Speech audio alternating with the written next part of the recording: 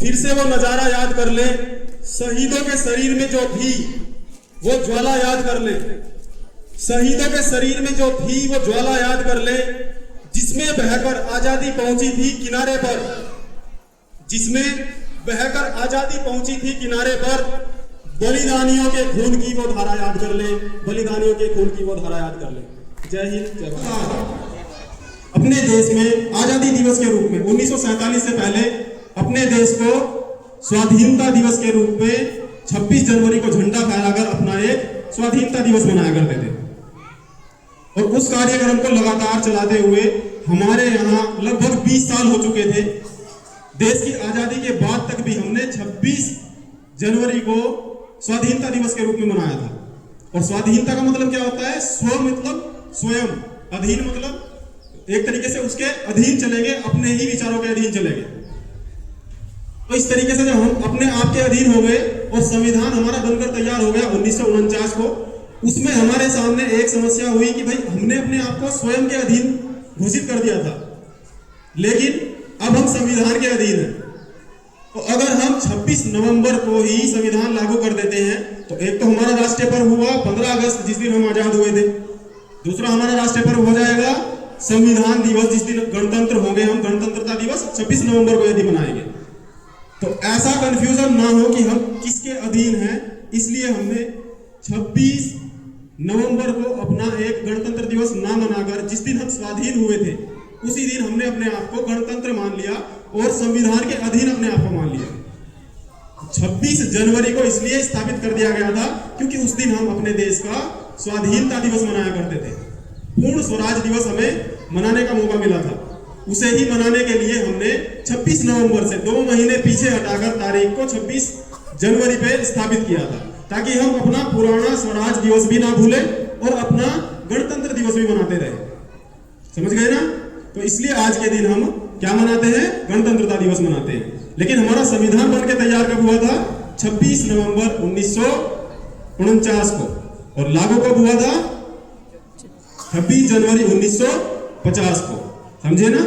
इस संविधान में मैंने बच्चों को क्लास में सिखाया भी है ये चीज कि हमारे देश में संविधान का प्रस्तावना, उद्देशिका बहुत ज्यादा इंपॉर्टेंट रोल निभाती है। संविधान की प्रस्तावना है वो बच्चों को मैंने याद कराई है। उसमें कुछ शब्द ऐसे हैं उसे हम अपने संविधान की आत्मा के रूप में भी मानते हैं। संविधान की आत्मा, जैसे हमारी आत्मा हमारे शरीर के लिए सबसे जरूरी है, यदि उसे हटा दिया जाए तो शरीर किसी काम का नहीं है, सब बेकार है। उसी तरीके से हमारे देश में जो संविधान बना, दुनिया का सबसे बड़े लोकतंत्र का संविधान, सबसे बड़ा संविधान हमें मिला, उसे हमने एडॉप्ट किया। और उसमें जो प्रथम पेज हमने मान रखा है उसका प्रस्तावना, जो जिसे हम बोलते हैं उद्देशिका, उसकी मैं कुछ लाइनें आपको बताऊंगा, उसे आप ध्यान से सुनेंगे। और कुछ बच्चों को मैंने ये चीजें याद कराई हुई हैं, तो मैं उम्मीद करता हूं आप में से किसी को भी अगर ये याद हो, अपनी स्पीच आप लेकर के आएंगे, स्पीच में ये चीजें दोहराएंगे। मैं इसे इंग्लिश में बोलता हूं, आप इंग्लिश में थोड़ा झिझकते हो तो आप हिंदी में से दोहरा देंगे, ठीक है?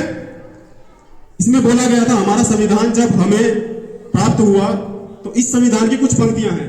We the peoples of India having solemnly resolve to constitute India into a sovereign socialist secular democratic republic and to secure to all its citizens justice, social, economics and political liberty, thought expression, belief, faith and worship, equality of studies and of opportunity, and to promote among them all fraternity, assuring the dignity of individual and the unity and integrity of the nation. In our constitution, in our constituent assembly, this 26th day of November 1949, do hereby adopt, enact and give to ourselves in this constitution.